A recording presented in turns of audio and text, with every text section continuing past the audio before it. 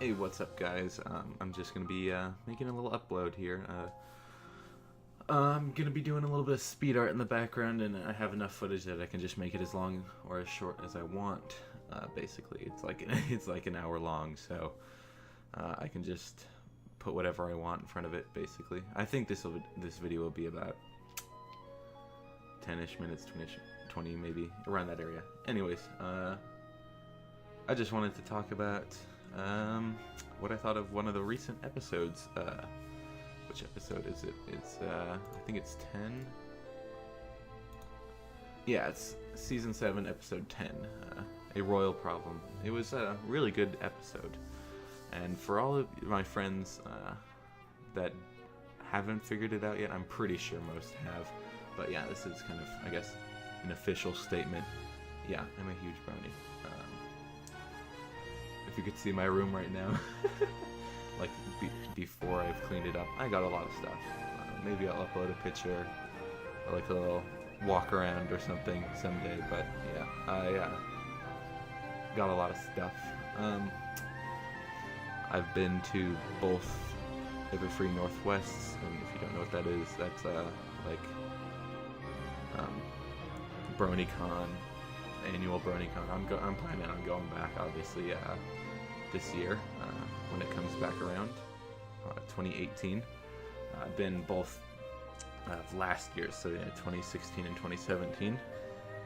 I might make a little vlog. I've videoed most of it, so when I get around to putting all that together, it's quite a lot of footage. So. And I'm not very good at editing, and I don't have any editing software. So until I get some stuff like that, yeah, you guys can be looking out for that if you even care. Anyways, I wanted to just have a little synopsis, I guess, on the episode. I watched it again. I've watched all episodes. If you don't know, I've watched every episode up to this point at least 3 to 4 times. I've watched all the movies as well. Can't wait for this upcoming movie. Can't wait for it. It'll be coming out in, 100 days or so? Let me check. Yeah. Let me see. Yeah, we got 105 days left. So, kind of like Christmas time when it's going to come out. Sort of like Star Wars. Cannot wait for both of those. I think I'm a little more excited about the My Little Pony movie, though. To be honest, I'm a little scared for the Star Wars. With all that we've seen, we've only seen one trailer, but it's looking like it's tending to go towards some things that were like in Empire Strikes Back with the walkers and such. But anyways, getting back to the topic. The episode 10, A Royal Problem, was really cool, actually. It could have been almost like a 2-parter. It was really, really cool. It was a Starlight episode. It starts out right off the bat with action, with Starlight being called on the map, which we've never seen, and that raises, like, wait, who can be called by the map? If Starlight's called by it, does that mean anyone that lives in the castle, or what are the rules? I mean, is it just going to start calling out like anyone that needs to be somewhere else? I don't think that will happen, but we've seen Starlight now, and that kind of opens the floodgates for the writers to just do what they want. I'm guessing they'll probably just stick to Starlight, maybe Spike or something in the future. I'm doubting they'll do much other than people that live in the castle or like main characters. We still don't have the rules for where the map came from, or what the map can do, or who's running the map. I'm guessing it's just elements of harmony. I guess the tree or something that gives the map its powers, and we don't really know. The map only extends to a certain area too. It's a flat map as well, so we don't really know how far it reaches. Is the movie gonna use it? It seems like they travel pretty far so far from like all the concept arts and stuff we've got for the movie. So I don't know. Does the map move or something? Or is it just kind of locked to that area? Kind of looks like a hologram, but we've seen Spike walk around on it. So but he's walked through it, I think. So it is kind of like a hologram, I guess. I guess they're going with a hologram-ish. And I guess it is kind of a hologram because it kind of turns off, doesn't it, every once in a while. So yeah, it's kind of a projection. So yeah, I don't really know. I've sort of liked the math episodes. I've liked other episodes better. Usually, the Starlight episode is amazing though. It's not the best. I think it's one of the best though of this season. It's not my favorite. I can't really nail down a favorite yet. Kind of, it's also weird. Yeah, we only get one person being sent. We only get Starlight being sent. She seems excited about it, which is awesome. I always like seeing Starlight happy and seeing her adjust. That's really cool. I love villains that become good. Yeah, we've gotten a lot of them, which is a little tiring after a while. But I've liked how they've handled it. I've liked Discord a lot, how they've done that. It's cool to see more Twilight-isms and stuff like that, you know, with her talking real fast and like, oh, what are we gonna do? I like Twilight quite a lot, and her character is developed, and I don't know, her character's gone up and down and all around. I would like to see more of a rigid character development for Twilight. It's kind of been weird ever since she's been a princess. We've kind of had her, you know, really powerful, and then other episodes, I don't know what to do. So it's kind of weird. Maybe we'll get more of a rigid Twilight in the movie or something. I'm hoping we get more of kind of old Twilight where she's more confident to do things and stuff like that. Sorry. We get the princesses almost immediately as well too. We finally get a princess-based episode. This is supposed to be a Starlight episode, but we do get a lot of princess time, which is amazing. We finally get to see more of the actual, you know, twins princesses. I guess they're not twins. One's being smaller. We haven't gotten much from the princesses other than just little dips and stuff like that. You know, they're in the background and they smile a certain way. We're like, ooh, you know, this could be the character. It's cool to get more of a rigid character line for both of them. Other than the comics, they've been covered quite a lot in the comics, which I've liked, but the comics, you know, just aren't taken seriously. They just be like, you know, they're kind of just there. They're just slightly more official, fan-made, basically, than to the show, I guess. I don't know how the movie's going to be taken. We've heard the movie is going to be kind of official, and it's going to be following along the line. We don't really know, and it sounds like we aren't getting Starlight, which will be sad, which is the main stakes.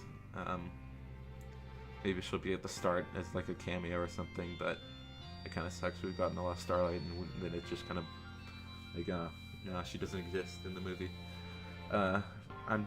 We don't really know much about the movie yet. We don't get the trailer till what is it, June 30th? So as of recording this audio, it's still 7 days out, and I'm not gonna go see Despicable Me 3 just to see the trailer. So I have to wait for a little bit till they release it on YouTube. Maybe they release it before then, but they usually debut it in movies. So yeah, that's how that goes. It's kind of weird to when we see Starlight talking to Luna and Princess Celestia. We kind of get later on we get in the episode Celestia also being kind of disgruntled with Luna, but at the start it seems like just Luna's angry at Celestia. I don't know. I guess this is kind of like how the animators took the writing. Maybe they were supposed to both be angry at the start. I love the bantering between them. It's kind of awesome to just see them talking, other than just like those cameos we've gotten.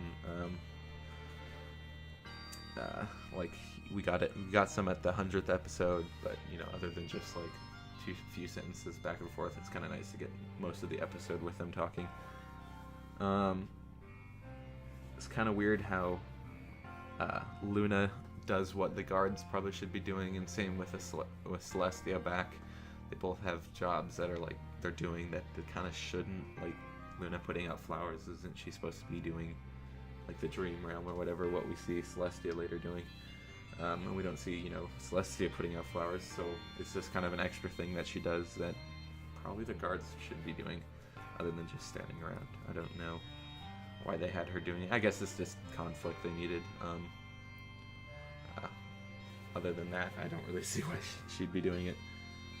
I do like how fast-paced this episode is.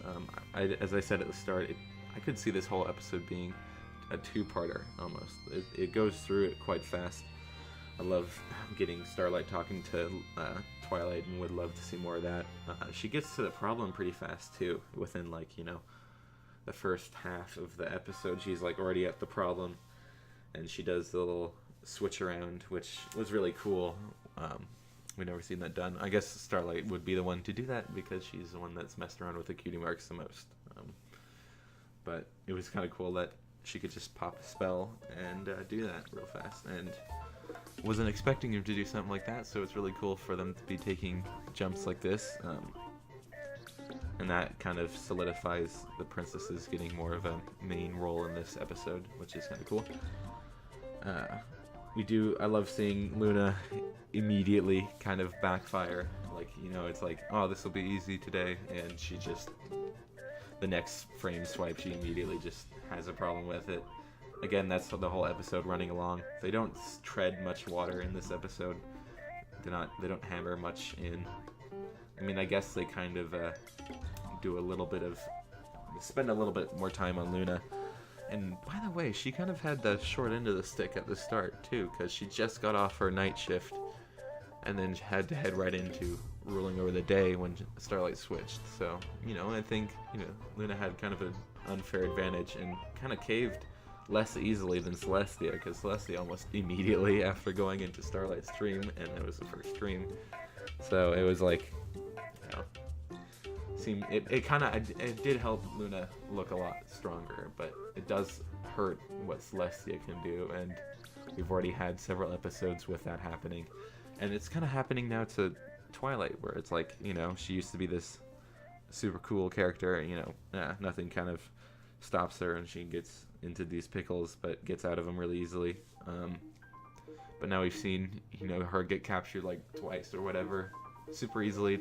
Haven't seen any resolve, but had to have other characters come save them. Kind of weird. I guess we do get a little bit more power to Celestia and stuff later on in the episode with her winning over the dream, but it's still just a dream. It's not actually a bad guy or anything that in the end will have any effect. So that kind of sucks. That we're kind of losing the rule of what the princesses kind of do. They're not that scary anymore or whatever. They're not that much of a force to be reckoned with, and it seems that basically any baddie can just overthrow them if they want, which is kind of weird. I guess they're just kind of more of a story setup device in a way. So this episode is kind of for that and against that in the same way, that giving them more time and also taking from them how powerful they are and stuff like that. Other than that, let me turn my little note sheet over. I guess we do get a lot of little Easter eggs at other episodes, possibilities. We get lots of Easter eggs when Celestia goes into the Dream Realm, especially. There's a bunch of just little nods back and forth. My favorites were Dash and Twilight flying together. That looked pretty cool. I've always kind of liked the Twilight and Dash thing because they're both, one's a slacker and one's totally the opposite, and they're both some of my favorite characters. So I would love when an episode kind of focused on that. They're both flyers and they both can do something like that. I guess we got one with the Wonderbolts thing. That was a pretty good episode. We got two good one-off characters in that episode as well. The big one though is the whole Applejack being held by two characters. We think it's obviously her parents. We've never seen her parents. We've only got hints that they're probably gone. They've probably passed. They haven't run away or something. They're probably not with us anymore. So, and I've heard there's an episode that's called something along the lines of a lineage to Applejack. So maybe we'll get Applejack parents episode, which would be amazing. I don't know how they're gonna handle it, but that'd be amazing to finally get. It'd show that they're also still willing to take risks, which would be awesome. And it'd be, a more main six oriented kind of episode. Applejack episodes leading up so far have been kind of hit and miss, kind of for me. The last couple episodes with Applejack in them have been like like there's like the spa one is like kind of mediocre episodes with her. Same with like Rarity and Fluttershy have also had kind of like episodes. It'd be kind of good to have a more daring episode, sort of like this one, where it's like they're willing to take risks, whereas the last couple have just been like just around the town errand running type of deals, where it's like nothing's really at stake, they don't change much, and in the end the episode doesn't amount to much, whereas this kind of gives the characters such as Luna and Celestia more character, and gets you interested in them again. So I would like just more episodes that are willing to take risks like this, I guess, or at least are willing to go farther and stuff like that. We've gotten like spa day ones where it's like, that's not risking very much. I'd be fine with like an episode of starting out in the spa or something, but like spending whole episodes in frivolous places like that is kind of tedious, I guess, and in the end it doesn't make much sense to have them like a whole episode based around that. It seems like those episodes were just like they need an episode to go here, quick, write something kind of harmless that doesn't add to the story, that won't affect the movie or whatever. It's kind of been hit and miss this last season, so it's kind of been that we've gotten a couple episodes that have been really cool.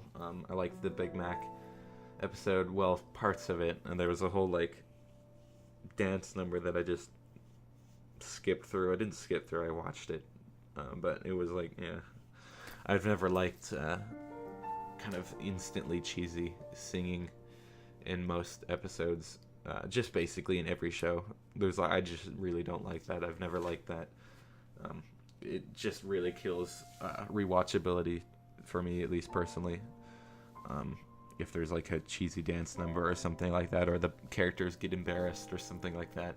I know embarrassment's good, but it's been handled better ways, I guess.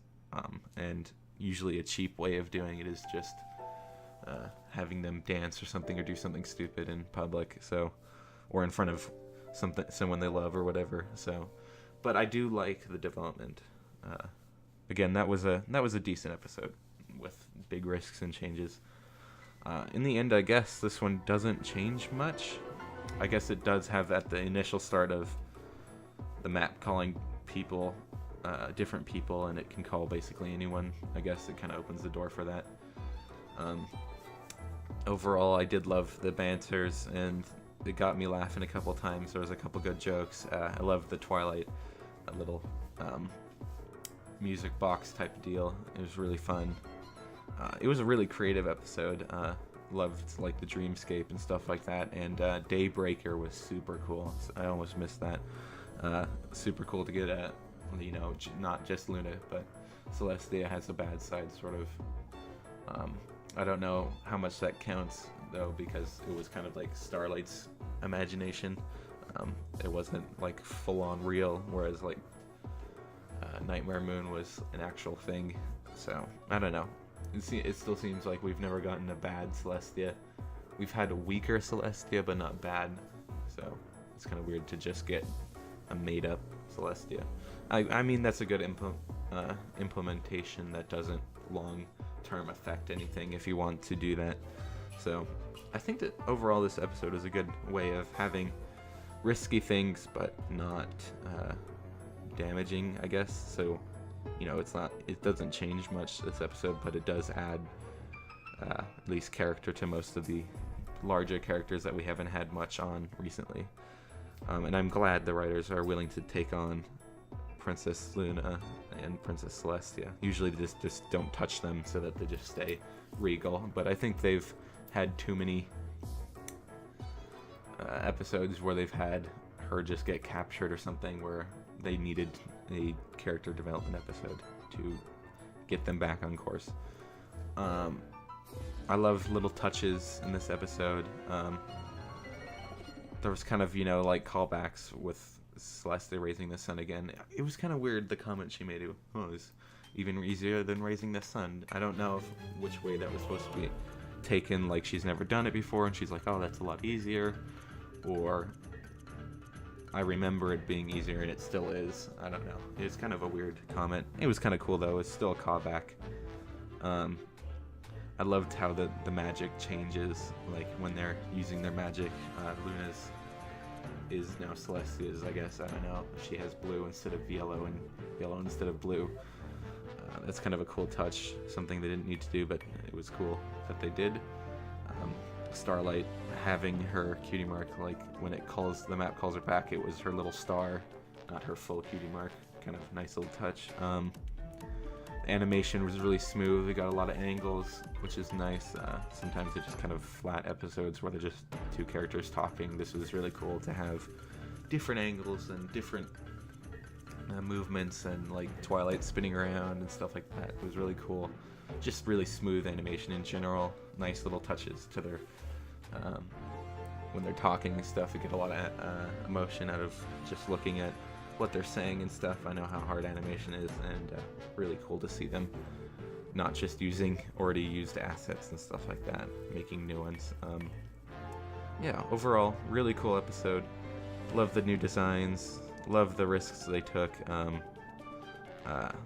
Loved little quips and little things, even right up to the end where Luna's like, oh, get a lot of problems, gotta fix, okay, bye. Just love that stuff. Really cool to see. In the end, yeah, it came around nice. It was a really cool episode. Yeah, I hope we get more like that. Yeah, after the hiatus, maybe another bigger one like that after the hiatus. I know they've already debuted a couple of them in Australia. I'm with the US uploads though, so I won't see those for a little bit. What is it, 3 months? No, sorry, 3 months.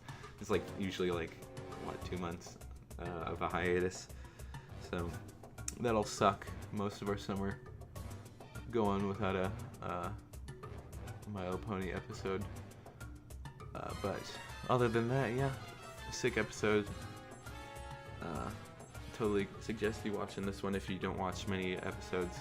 I'd choose this one out of the season so far. But yeah, thanks for listening and watching my little speed draw of Starlight. Maybe catch you in another one. Maybe I'll do these if the episode's big enough, but these take a long time due to me having a job, and once summer's over, it'll be really hard to do these because they'll probably be in college and also holding down a job, so see how that goes. But I might do major episodes like this every once in a while. But anyways, thanks for listening, and catch you in the next one.